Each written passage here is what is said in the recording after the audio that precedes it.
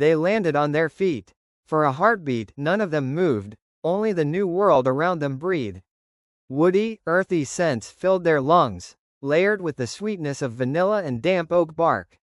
If not for the eerie stillness, the silence without wind or sea, Marisol might have believed they were home again, in the forests near Bahia Escura. But the sky told her otherwise.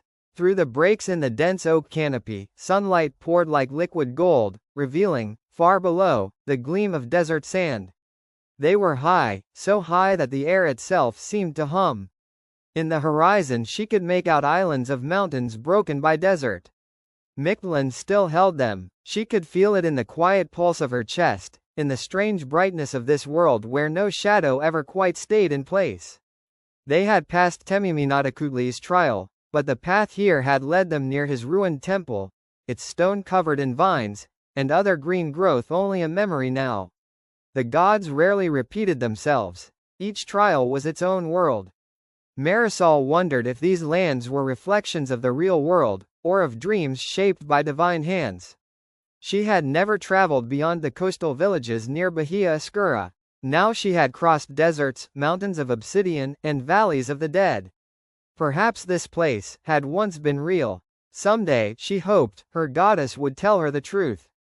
For now, they climbed. The trail wound through towering oaks whose roots clung to the rock with impossible strength. Every so often, the trees parted, revealing the world, an ocean of white clouds and distant plateaus bathed in sunlight. Then the forest went still. Zolo's low growl broke the silence first. His head turned, ember eyes fixed on the shadows between trees.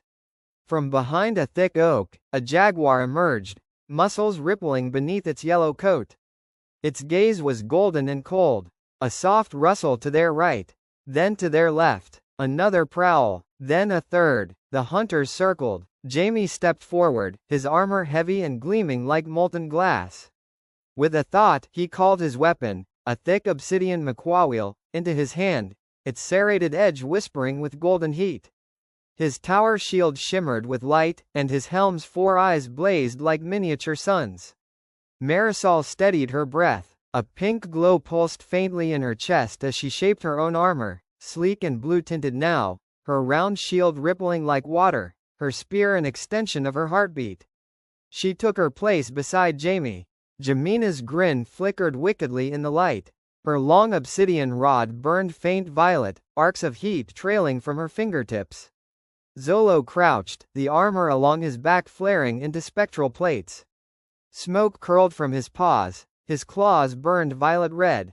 The jaguars crept closer, shadows on shadows, muscles coiled, tails flicking. The still air trembled. "Guess we're fighting again," Jamina murmured, violet fire licking her lips. Marisol's grip tightened on her spear.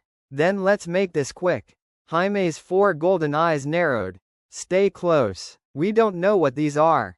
The first jaguar stepped into the light, and vanished, leaving only a blur of black and wind.